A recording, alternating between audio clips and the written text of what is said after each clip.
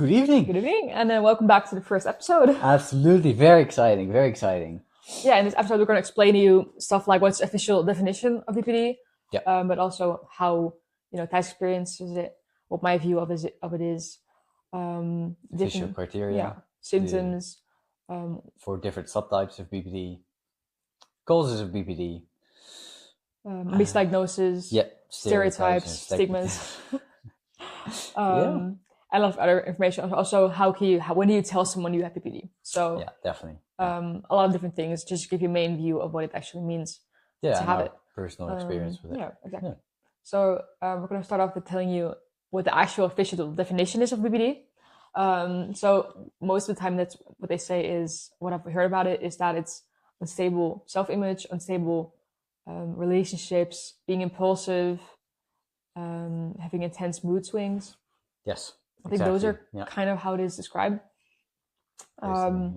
Next to that, I think only for like the last few years, it's been more known as that there are 4 different types, which is not official yet, but most people, they tend to fit in some types more than others. Very true. Yes. Yeah, like you said, it's not official, and there's only one official diagnosis, which is BPD. But there are indeed 4 subtypes of BPD, which include self-destructive BPD, discouraged, impulsive, and petulant. And some of them, like impulsive and petulant, are turned more outward. So people with petulant or impulsive BPD, they tend to show their symptoms to the outside world. And discouraged and self-destructive is usually more inward. So like intense rage episodes, you won't usually notice them with someone with quiet BPD. Oh yeah, discouraged BPD is also called quiet BPD. So you won't necessarily notice any anger or intense mood swings, but that's because they're turned inward. So what would you say?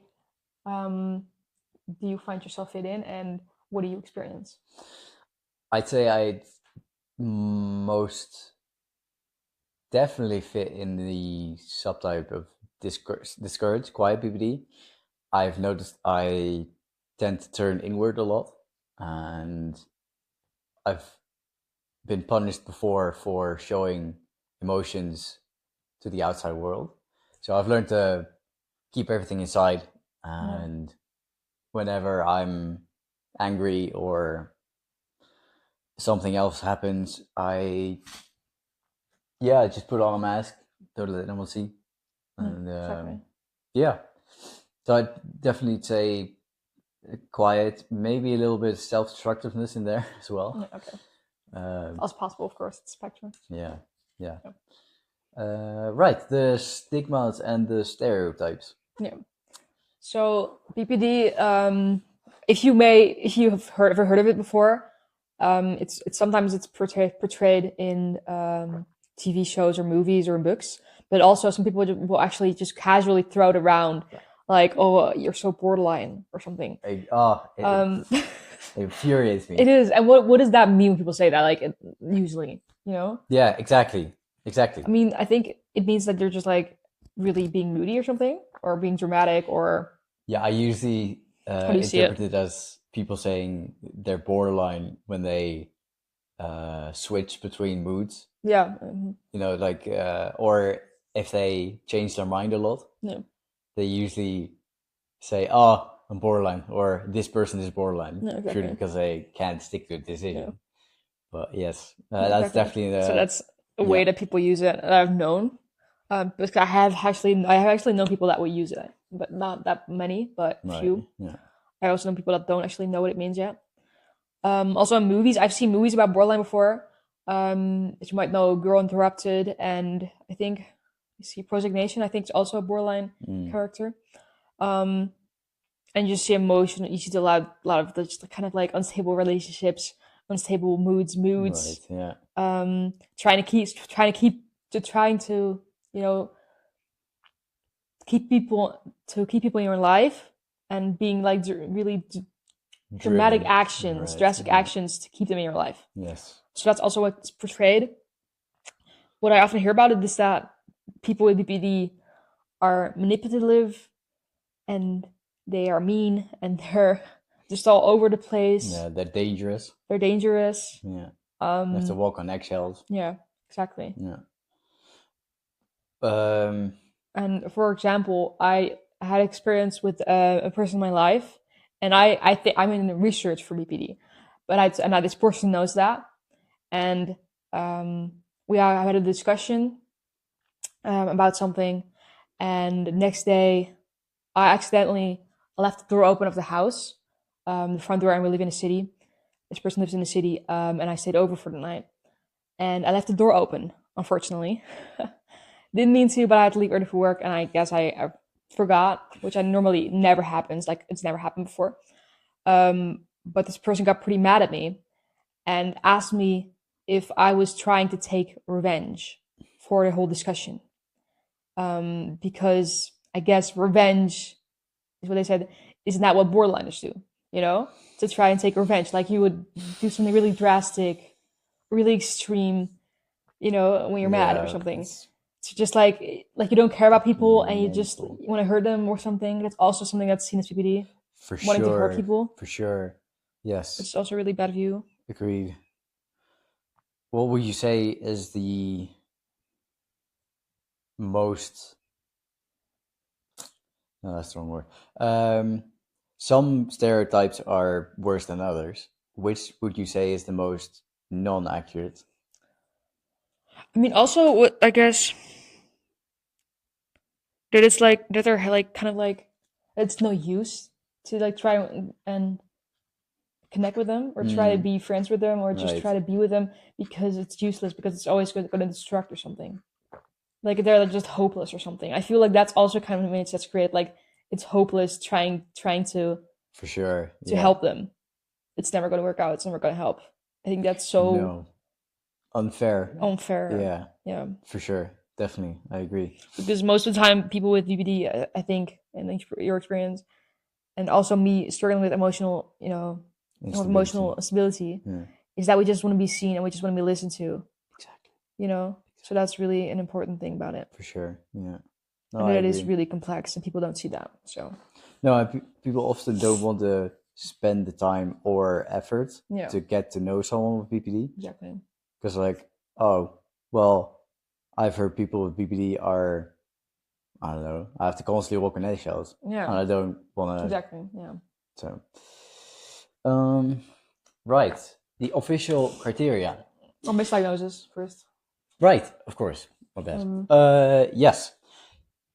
BPD can often be misdiagnosed as depression, autism, anxiety, ADHD, and there's one more, bipolar. Yeah. Probably a few more, but yeah, there's more, of course, and that's that's a difficult thing in the mental health industry, is that a lot of mental health disorders overlap. Yeah. Which makes it hard to differentiate. And if you don't have a very good psychologist, or even if it's... Yeah, or people who just jump to conclusions because you have a few symptoms, and it's just like these symptoms. Yeah. They could be different. They could come from different diagnoses. For sure, yeah. So you would be like, oh, it's probably this, even though it... exactly. There's a bigger picture, maybe. Yes.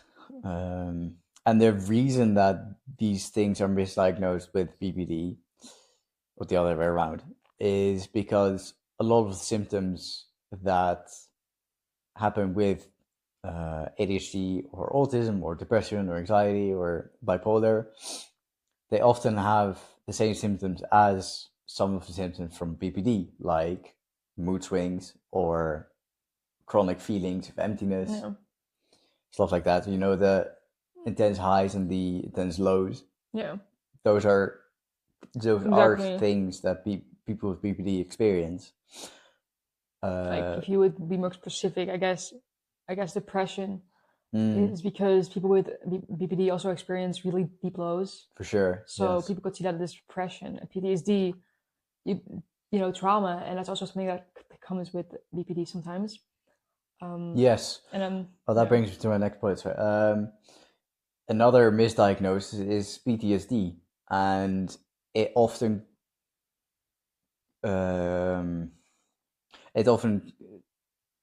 overlaps. yes, you can have both, I guess. Yeah. exactly. But BPD often, well, most of the time, stems from trauma, but it doesn't have to necessarily be PTSD. But it's also not usually. It's not always BPD. It can also be PTSD. Yeah, exactly. So that's also yeah. Exactly. Also, I guess autism. I didn't know if you had another one. With autism, I think it's mostly just like emotional regulation, because it's with autism that's kind of like hard also to deal with change. Right. Yeah. Yes. Lose exactly. control. For sure. Being overwhelmed fast. I think those are things that you could see in both autism and BPD. No, I agree. Yeah. Yeah, for sure.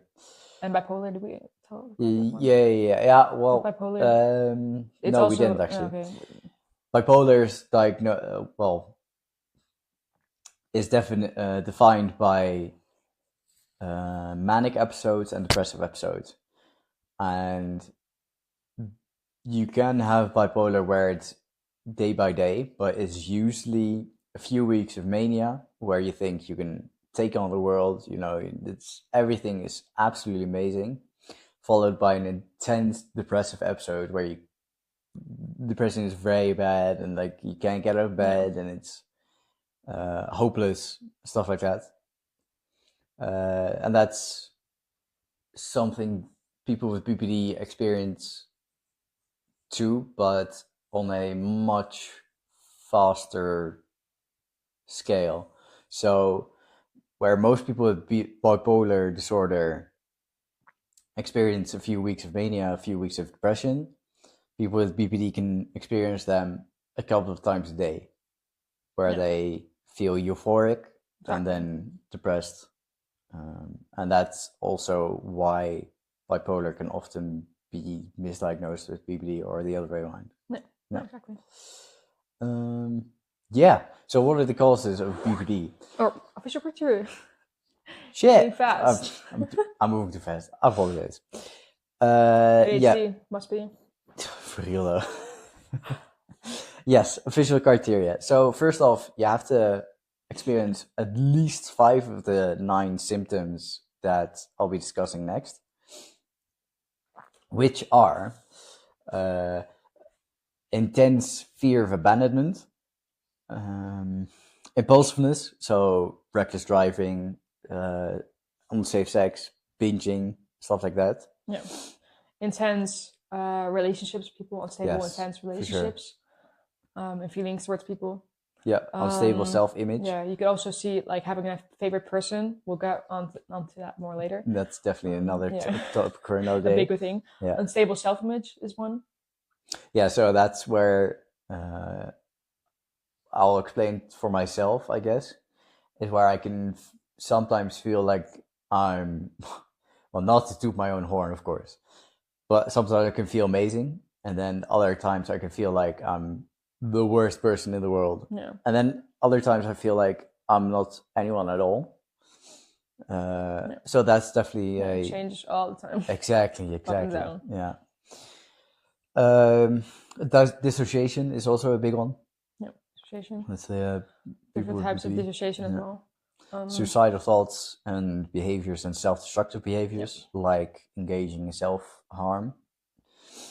Let's see. Chronic feelings of emptiness. Yes, for sure. Intense mood swings. Yeah, and intense rage episodes. Yeah. People with BPD can get so insanely angry. It's because of, well, it's because of this disorder. But yeah, those are the official criteria. Thank you. Yeah. And again, 5 of these, you have to at least experience 5 of these before you can officially get diagnosed. Yeah. And if you enter remission, which I'll get into later, that means that you experience 4 or less. No, exactly. You can still Just experience some of them, yeah. but it might be a little less severe and also less symptoms. Exactly. Yeah. So just make that clear. Yeah. Right. Now we move on to the causes. Now we move to the causes. Yeah. Finally.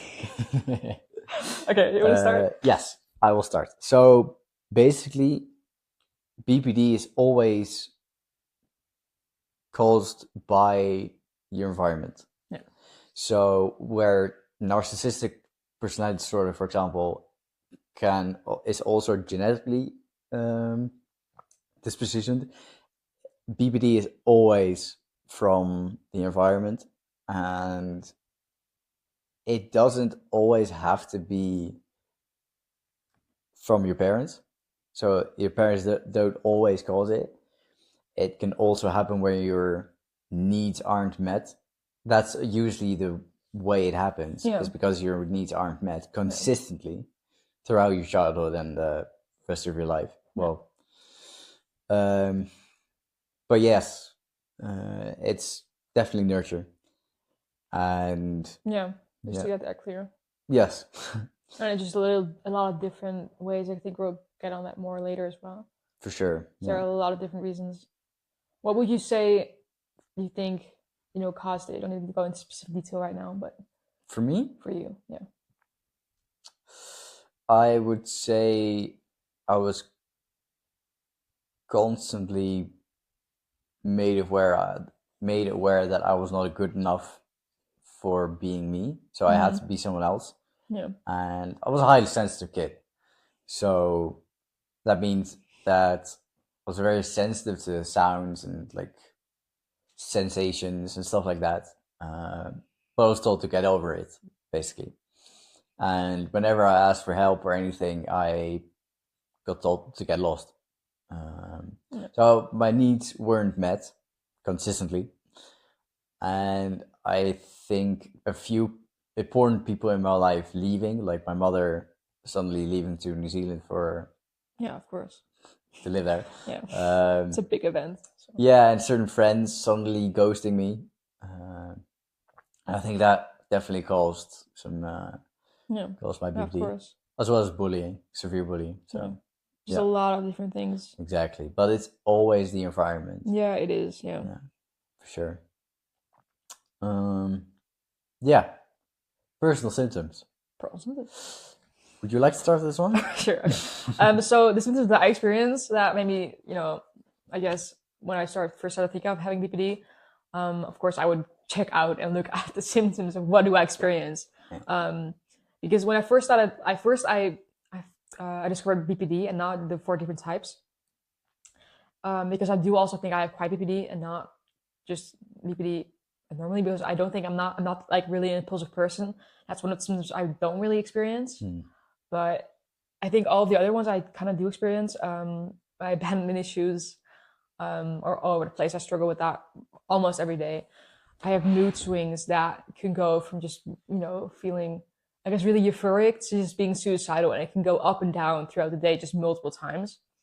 Stable self-image, my mood, my image changes. I can feel amazing and my self-worth is just really bad. And I just feel really guilty or just, like I don't really belong here or anywhere. Suicidal thoughts, self-destructive behavior, I've struggled with that a lot. I still struggle with suicidal tendencies. My self-destructive behavior has been a lot less in the last few years, but I still have tendencies to do so. So it's still something that's, I am aware of and I struggle with, but it's less than it used to be. Yeah. And I am really glad for that. Because I have found other ways of coping. Right. And that's also a topic we'll be discussing later. Really excited for that. Yes. Different coping mechanisms. Yeah. Okay. Intense mood swings. Yeah, I've said that. Unstable relationships. I really doubt myself in relationships with people. I've lost a lot of friends because of just never feeling certain in relationships and friendships. I just always felt uncertain. I needed constant reassurance. And I didn't really realize that at the time, but now I do. So I'm more aware of it. But I'm just constantly struggling with seeing people and I get easily triggered and I feel things really intensely for someone, and then I suddenly just don't feel anything at all. So it's just all over the place. Yeah. Chronic feelings of emptiness. Yeah, I struggle with it sometimes as well. I'll just go throughout the day, and I just don't feel anything. I have motivations for nothing. I feel like nothing can really fill, this hole inside of me. And I just don't know what to do, and it's just everything kind of like also feels hopeless because of it, because you're like, I'm Yes. never going to be able to feel this. So that's kind of a thing.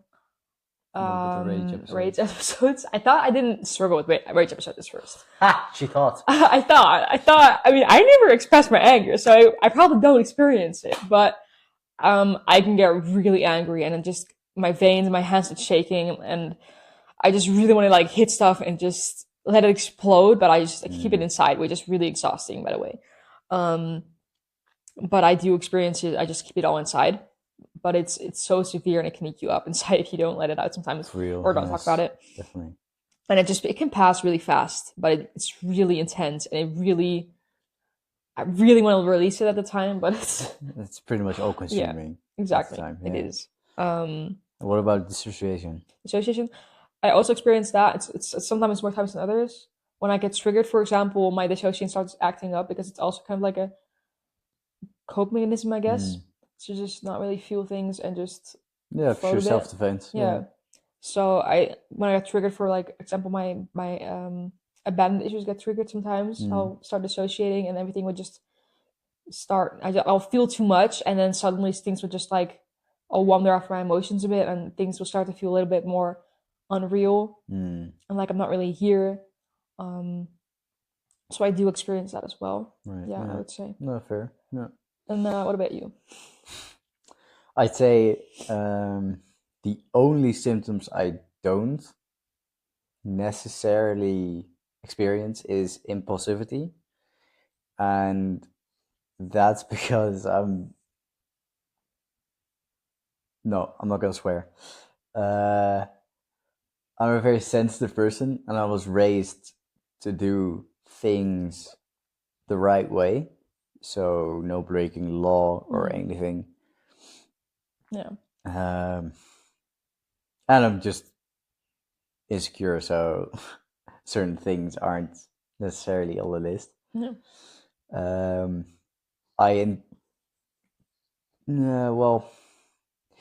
It's again the only symptom I don't experience is impulsivity.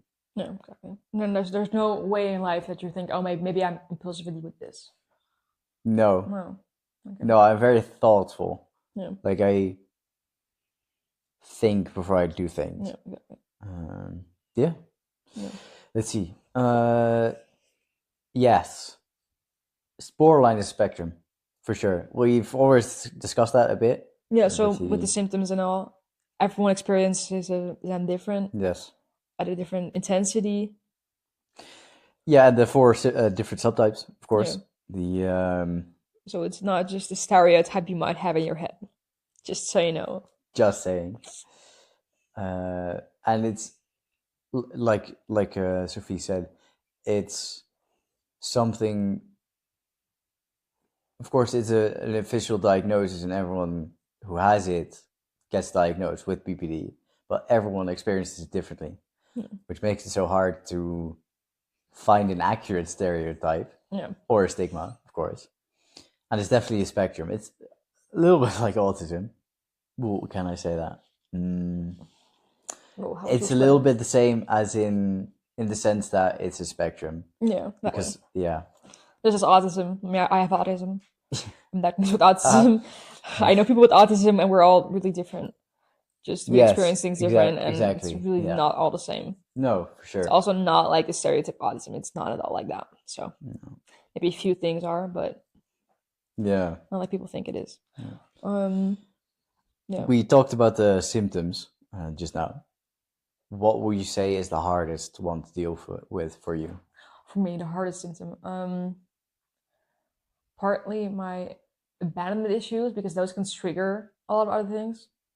They can trigger the fact that I have unstable self-image. They can trigger the fact that I have unstable relationships. They can trigger my mood swings.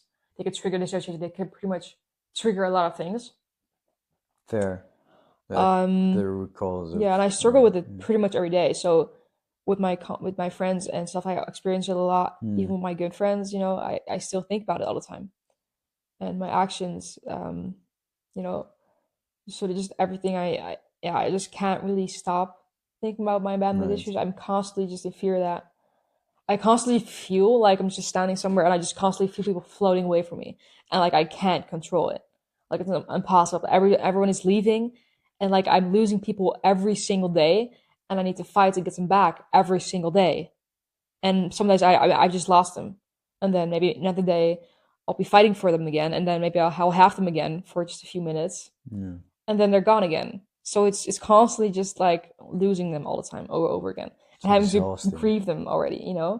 because you already feel like you've lost them. Right. I guess that, and just the mood swings, not being able to control, what you're feeling, and it just, it can, yeah. I mean, the highs are nice, but For also sure. after the highs, the downs come a lot, and it can just Those can make be intense. everything Yeah. can just feel hopeless in those moments. For sure. Yeah. So that's really hard. Yeah, that's so exhausting. Yeah.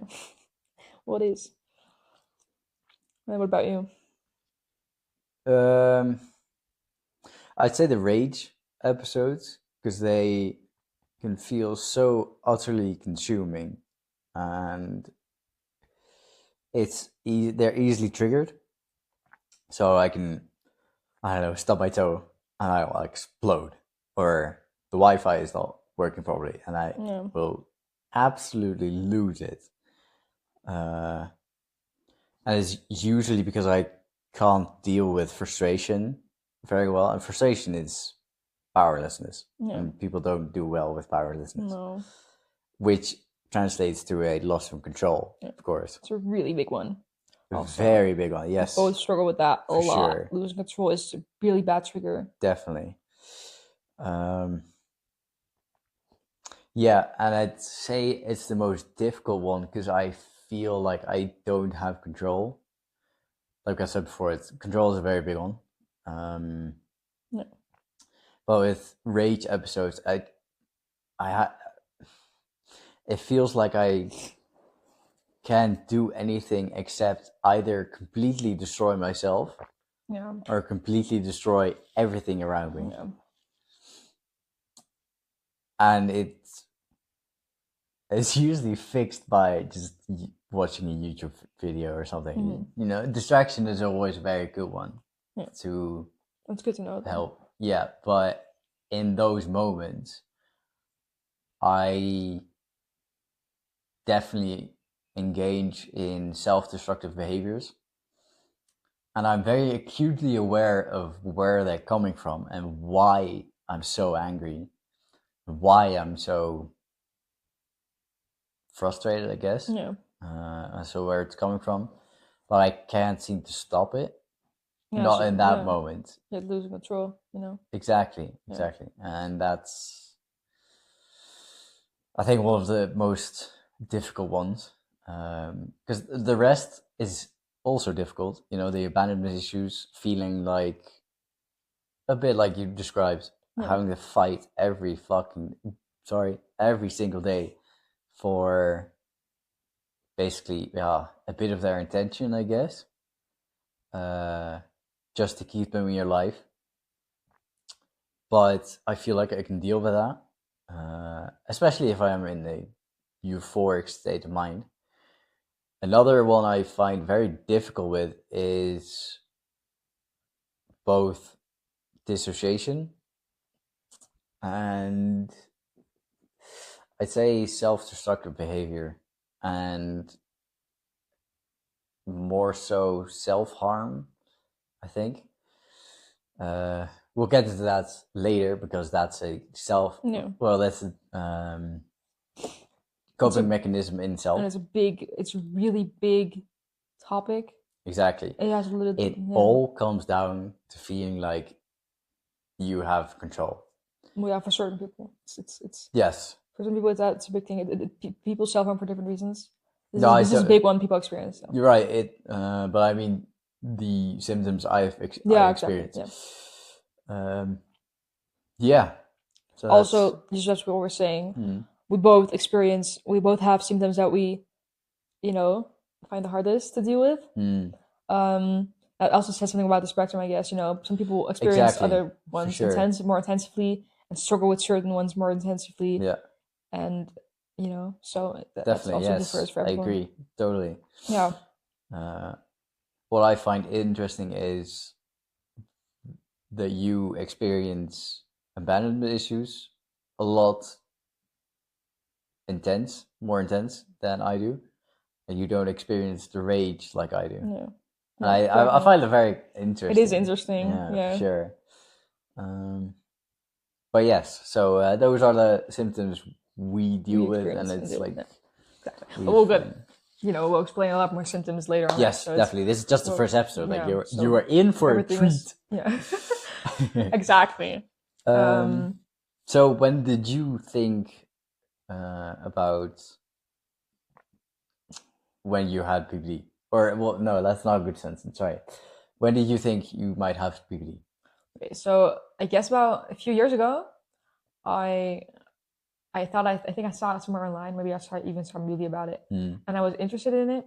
And I looked it up, and I was like, oh, I recognize a few of these things. I was also at the same time. I think I was in the what do you call that? Not mental hospital, but like I was in a place right. for a month. Yes. For different people that struggle with things. Admission.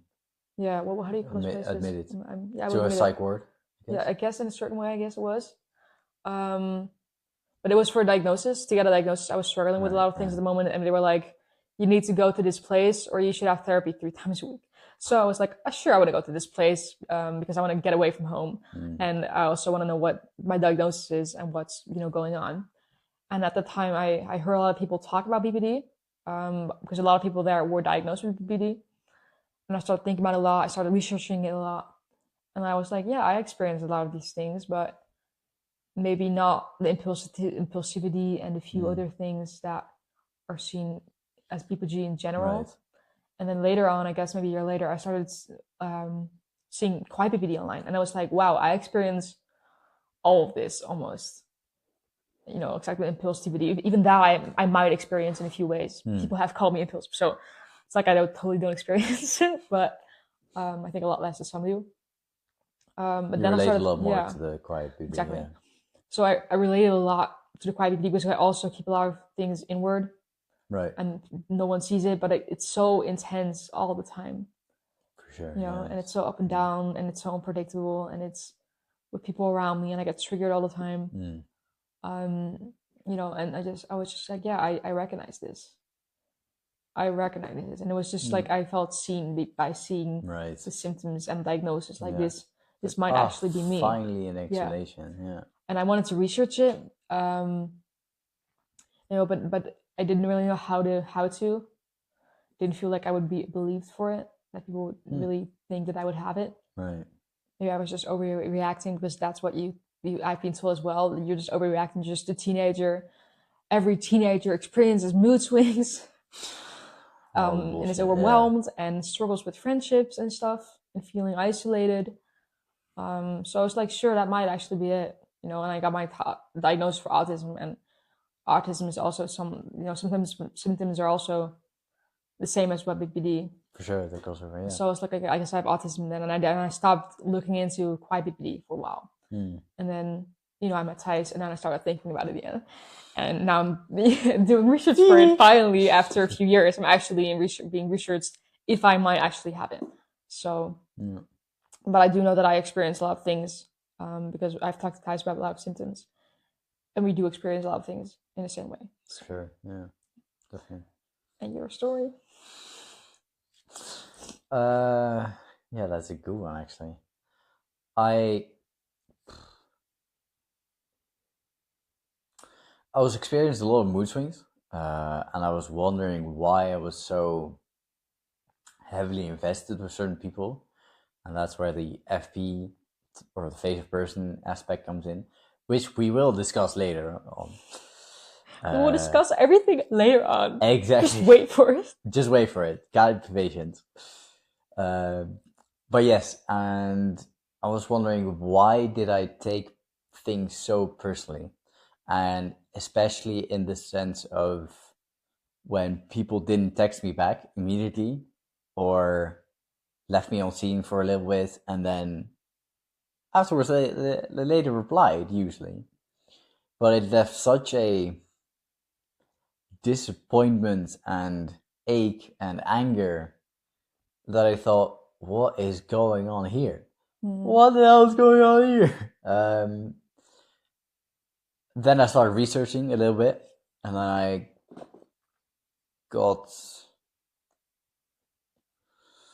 think I was talking to the mother of a friend of mine, Ingeborg, and I'd already had the idea of BPD in my mind a little bit, and then I discussed that with her, and she then named a few symptoms, and I was like, oh, that's what I have. That's exactly what I experienced. I was like, wait a minute, I'm going to definitely research this. And after a very, very long, intense procedure and lots of, frustrations with the mental health care system, I finally tried to get diagnosed. First got diagnosed with PTSD. And after a few years after that, I finally got diagnosed with BPD as well. Yeah. So it took a while, but you got there. Finally. Yeah. Took a few years. Yeah. And then I have a last question for you. When do you feel like, when do you tell someone you have BPD? Yeah. Okay. When I would tell someone, okay, so I don't actually have the diagnosis yet, of course. No, fair. But the things you experience. Yeah, the things I experience, just because I have told people like that I think about having BPD, and that I think I might have it, and that's also something you don't just tell someone.